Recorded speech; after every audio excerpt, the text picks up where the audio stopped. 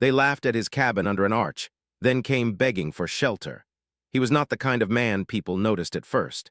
If someone passed him on the road or saw him at the small supply store in town, they would probably forget his face by the next day. He spoke softly, kept his eyes low, and never stayed longer than needed. Yet behind that quiet presence was a mind that worked carefully, always thinking ahead, always planning for a life that made sense to him, even if it looked strange to everyone else. His name was Elias. He had grown up in the same region, surrounded by wide land, rocky hills, and long winters that taught people how important shelter and preparation could be. As a child, he spent more time outdoors than inside. While other kids chased noise and excitement, Elias watched how rain moved across stone, how wind bent around cliffs, and how animals chose places that kept them safe without effort. Those early observations stayed with him long after childhood ended. As an adult, Elias tried living the way everyone else did. He worked regular jobs, rented small homes, and followed routines that were expected of him, but something always felt wrong. The walls around him felt thin, both physically and emotionally. He noticed how quickly buildings aged, how often repairs were ignored, and how dependent people were on systems they did not understand. Every time a storm knocked out power or flooded a road, he felt a quiet concern grow stronger. Eventually, he made a decision that surprised no one who truly knew him and confused everyone else. He chose to leave town life behind and build his own place, not far away but far enough to feel free. He did not want luxury or attention. He wanted safety, stability, and peace.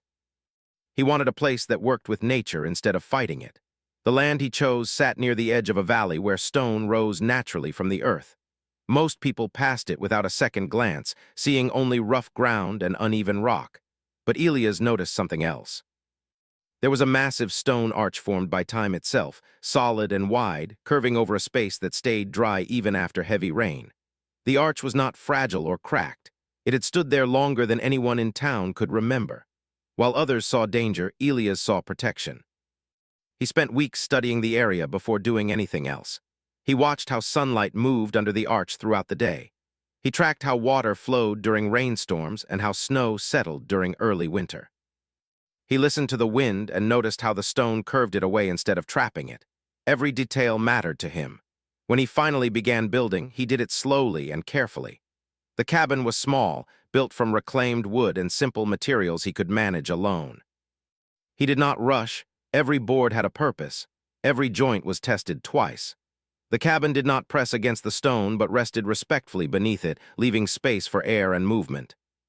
To Elias, the arch was not something to fear but something to trust, because it had already proven itself for centuries. At first, hardly anyone noticed what he was doing. But word travels fast in small communities, especially when someone does something unusual. Soon, hikers passing through began stopping to look. Some laughed openly, pointing at the cabin tucked beneath the arch as if it were a joke. Others shook their heads and whispered warnings they never planned to deliver directly to him. When people from town finally came to see it for themselves, their reactions were not kind. They called it foolish. They said he was asking for trouble. Some joked that he would be crushed one day and that his idea belonged in a story, not real life. A few tried to sound helpful, telling him he should move before it was too late. But none of them stayed long enough to truly understand what he had built or why. Elias listened without arguing. He had learned long ago that defending a quiet decision with loud words only invited more noise. Instead, he kept working. Each day, the cabin grew stronger, warmer, and more complete. Inside, he planned storage for food, tools, and water. He made sure there was good airflow and a reliable heat source that did not depend on electricity. Everything had a place, and nothing was wasted. The laughter did not stop. In fact, it grew louder as the cabin became more visible. Some people took photos and shared them with others, turning his home into a local curiosity. Children dared each other to walk under the arch and knock on his door, then ran away laughing. Adults used his name as a warning when talking about poor decisions. "He's the one under the arch," they would say. "You know, the man who thinks rock is better than walls." Elias heard these things, but they did not wound him the way people expected. He did not build the cabin for approval. He built it because it made sense to him. Every night, as he sat inside listening to the wind slide harmlessly over the stone above, he felt calm. While storms rattled loose signs and damaged roofs in town, his space remained quiet and steady. He did not see himself as smarter than anyone else. He simply believed in paying attention. Nature, to him, was not an enemy or a threat. It was a system with patterns, and those patterns could be respected if one was willing to observe instead of rush. Over time, his cabin became part of the landscape. Moss began to grow near its edges. Birds rested on the arch above. The structure did not stand out as something forced into the land, but something that belonged there. Elias liked that. It meant he had done something right. Still, the town never truly accepted his choice. Invitations faded. Conversations ended quickly when he joined them. He became a quiet example of what not to do, at least in their eyes, but Elias did not feel alone. He felt prepared. And deep down, he sensed that one day, the same people who laughed might look at the arch very differently. For now, though, life was simple. He woke with the sun, worked with his hands, and rested without worry. The stone arch stood firm above him, silent and steady, holding stories older than any opinion spoken about it. Elias trusted that silence more than any laughter echoing from the distance. As months passed, Elias' quiet life under the stone arch became a steady routine, but the world around him did not grow quieter. In fact, the more settled he became, the more attention he seemed to draw, even though he never asked for it. People in town talked about him often, not because he caused trouble, but because his way of living made them uncomfortable. It reminded them that there were other choices, and not everyone liked being reminded of that. Whenever Elias walked into town for supplies, conversations would slow down. Some people smiled politely, but their eyes carried questions they never asked out loud. Others did not hide their opinions at all. They would laugh softly, shake their heads, or make comments just loud enough for him to hear. Elias noticed, of course. He was not unaware, but he chose not to respond. He picked up what he needed, paid in silence, and left before tension could grow. The jokes became more creative with time. Someone said he was trying to live like an animal. Another claimed he was afraid of normal houses. A few even suggested he was waiting for attention, that the cabin under the arch was just a way to feel special. None of them asked him directly.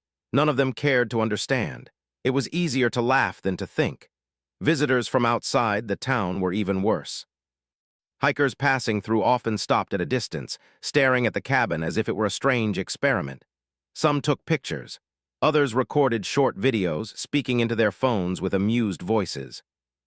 They guessed why someone would choose such a place, making up stories that had nothing to do with Elias or his reasons. To them, he was not a person, only a curiosity.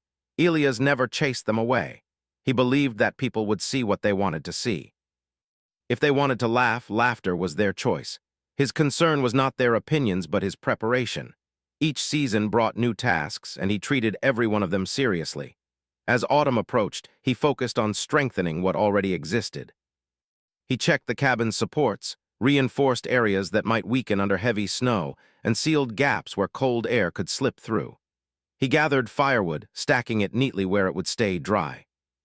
He stored food carefully, planning not just for comfort, but for long periods when travel might become difficult. While others trusted forecasts and services, Elias trusted patterns. He had noticed changes in recent years. Winters arrived faster, storms lingered longer. Rain fell harder than it used to. He did not speak about these things much, but they guided every decision he made. The ridicule from town grew sharper when someone noticed how prepared he was becoming. "He's acting like the end is coming," a man said once, laughing with his friends. "All that work for nothing," others agreed. They believed preparation was a sign of fear, not wisdom. They trusted that help would always come when needed. One afternoon, a small group from town decided to walk out to see the cabin more closely. They did not come to learn. They came out of boredom. Standing under the arch, they joked about how cramped the place looked, how dark it must be, how uncomfortable it would feel living under stone. One of them knocked on the cabin wall and laughed, saying it sounded like a box. Elias stood a short distance away, working quietly. He heard everything, still he said nothing. When they left, they carried their laughter back with them, satisfied that they had confirmed their beliefs. That evening, Elias sat inside his cabin, listening to the familiar sounds around him. The stone above made the air feel steady, calm. He did not feel small beneath it. He felt protected. He wondered why others could not see what he saw, but he did not judge them for it. People believed what their habits allowed them to believe. As winter began to show its early signs, the land changed quickly. Nights grew colder, winds grew stronger.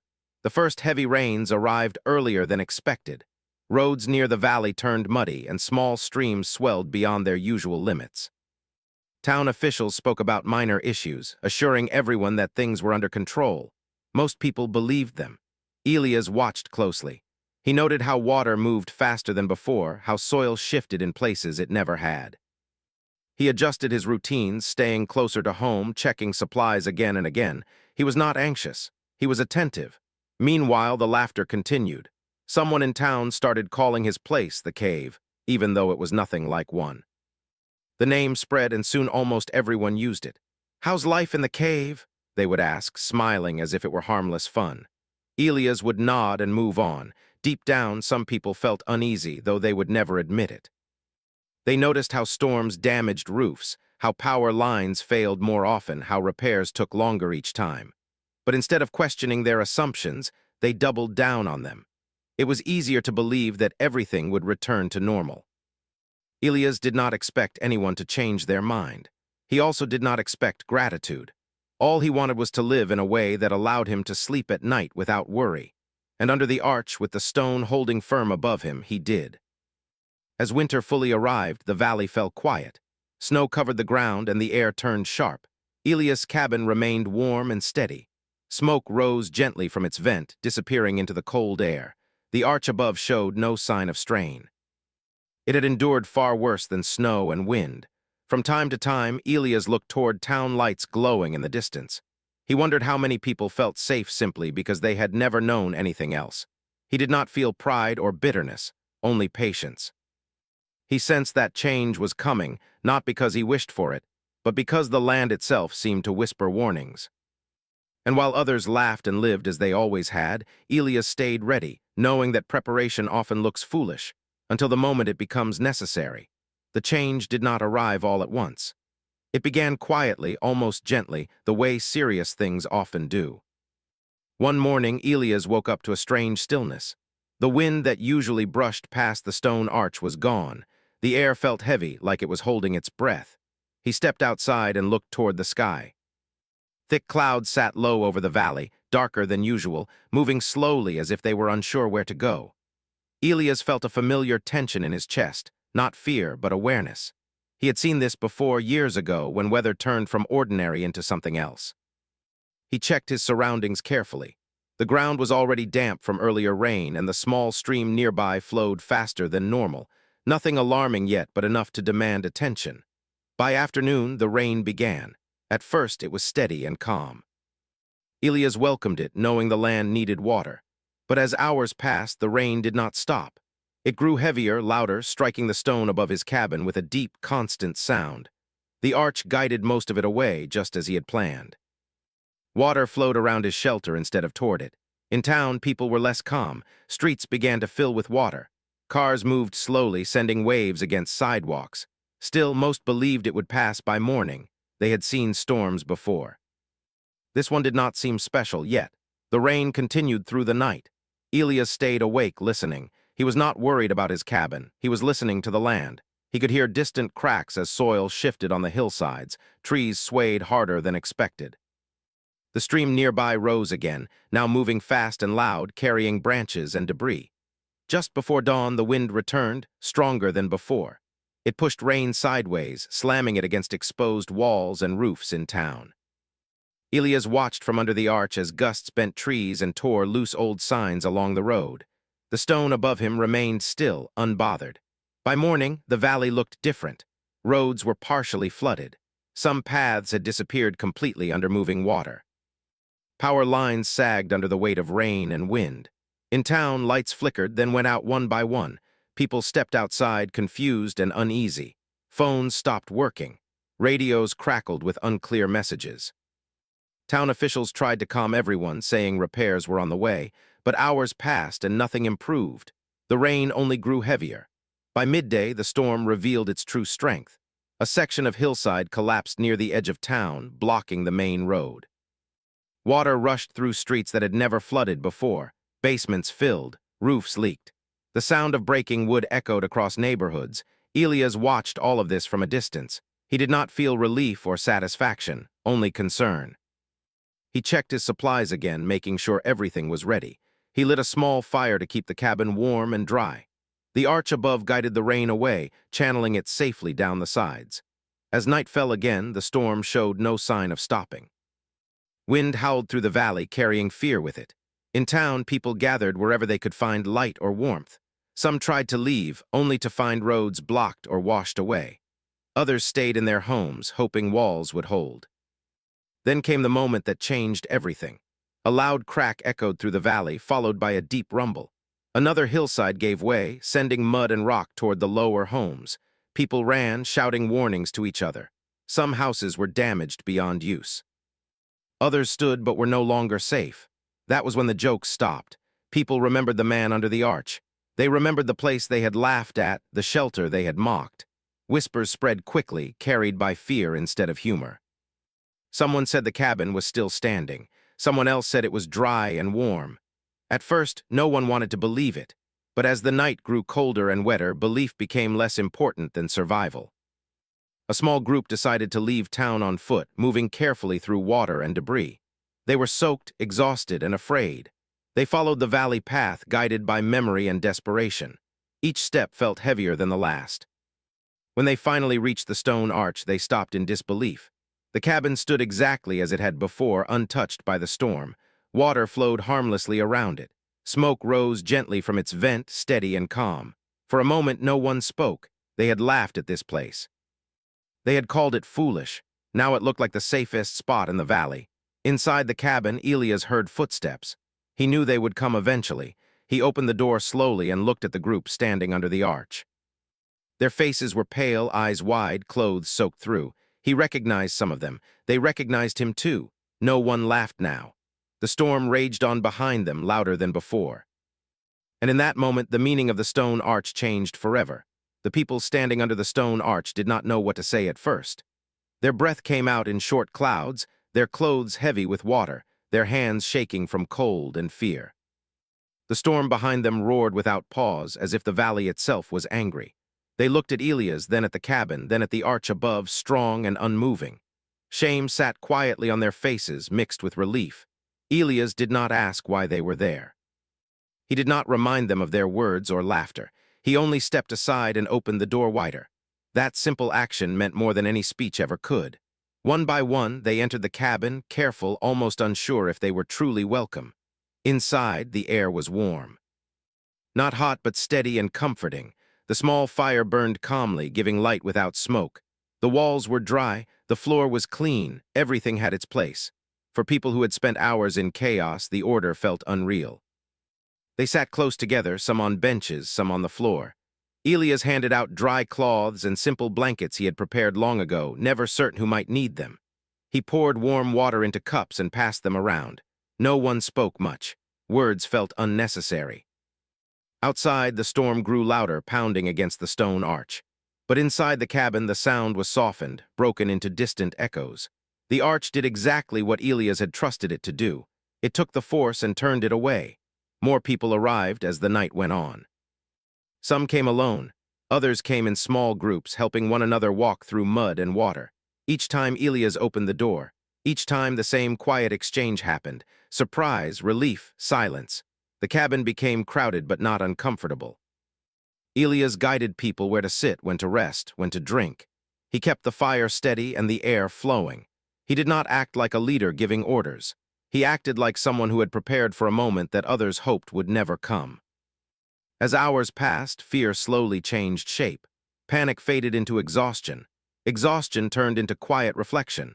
People began to notice details they had never cared about before. The way the arch directed water away from the entrance. The way the walls held warmth. The way nothing rattled or shook no matter how strong the wind became. Someone finally spoke, breaking the long silence. It was a man who had once laughed the loudest. His voice was low now. He said he had never seen anything like this before. He did not say sorry. He did not need to. His tone carried the weight of understanding. Others nodded. A woman stared at the stone ceiling, her eyes wide. She whispered that she had thought the arch would be dangerous. Now she could not imagine a safer place. Elias listened but did not respond. He knew that people were not really talking to him. They were talking to themselves, facing the gap between what they believed and what was real. The night stretched on. The storm showed no mercy. Water continued to rush through the valley, reshaping the land. Somewhere in the distance, structures failed. The sounds carried faintly, reminding everyone why they were there. Inside the cabin, children fell asleep first, wrapped in blankets, breathing evenly. Adults followed slowly, leaning against walls or sitting upright, too tired to hold fear any longer. Elias stayed awake. He always did. He checked the fire, the door, the air. He listened. At some point, the rain softened. The wind eased slightly. Not enough to signal safety, but enough to allow hope to return. People noticed. Shoulders relaxed. Breathing slowed. Morning came quietly, hidden behind heavy clouds. The storm was still there, but it had lost its sharp edge. When Elias opened the door, the valley looked wounded but calm. Water still moved, but no longer with rage. The arch stood exactly as it always had. People stepped outside carefully. They looked back at the cabin, then at Elias. Their expressions had changed. There was no laughter now, no judgment, only respect mixed with something deeper. Some helped clean the area around the cabin, moving debris away, making paths safer. Others simply stood, taking in the reality of what had happened. They had trusted walls and systems without question. Elias had trusted observation and patience. As the day continued, more news arrived. Roads were damaged. Homes were unsafe. Help would take time. For now, the cabin under the arch remained the safest place nearby. Elias welcomed everyone to stay as long as needed. He did not say it with pride. He said it as fact. This place had been built for moments like this. And for the first time since the cabin was built, no one called it foolish. When the storm finally moved away, it did not leave the valley the way it had found it. The land looked tired, reshaped by water and wind. Some paths were gone, trees leaned at strange angles. Quiet filled the air, heavy and thoughtful. People stepped carefully as if the ground itself needed time to heal. Those who had taken shelter under the stone arch stayed close for a while. No one rushed to leave. They were not afraid anymore, but they were changed. The place they once mocked had kept them safe when nothing else could. That truth settled slowly, deeply. Elias watched them quietly. He did not expect thanks and he did not look for praise. He only felt relief that no one had been harmed. For him, the cabin had done what it was meant to do. The arch had stood firm. Preparation had spoken louder than words ever could. As daylight grew stronger, people began to talk more openly. They shared stories of the night, of how quickly fear had replaced confidence, of how fragile things suddenly felt. Some spoke about their homes, unsure if they could return. Others spoke about how they had never thought deeply about safety before, assuming it was something guaranteed. One man stood near Elias for a long time before finally speaking. He said he used to laugh at the cabin. He said he thought it was foolish and unnecessary. His voice was steady, not dramatic, but honest. He said he was wrong. Elias nodded once. That was enough. Word spread quickly through the valley in the days that followed, not the old jokes, but the truth. People talked about the cabin under the arch with respect now. They talked about how stone had guided water away, how simple planning had made the difference, how a quiet man had seen something others refused to see. When roads reopened and help arrived, people slowly returned to their lives. But something had shifted. Conversations changed. Laughter carried less pride and more care. People asked questions now. They paid attention to weather, to land, to the way things were built. Some came back to visit Elias not out of curiosity but out of interest. They asked how he chose the place, why he trusted the arch. What made him think this way? Elias answered simply. He spoke about watching, listening, and not rushing. He never said others should live as he did. He only shared what had worked for him. The cabin under the arch was no longer a joke. It became a reminder. Elias' life returned to its quiet rhythm, but it was not the same as before. He was no longer invisible. People greeted him differently. They listened when he spoke. They respected his space. Still, Elias remained the same man. He woke with the sun. He worked with his hands. He trusted patience over noise. At night, he sat beneath the stone arch, listening to the land breathe, grateful for the silence that had once been filled with laughter and now held understanding instead. The arch stood above him, unchanged by opinions, steady as time itself. And beneath it, Elias lived not as a warning anymore. but as proof that wisdom often waits quietly until the world is ready to notice.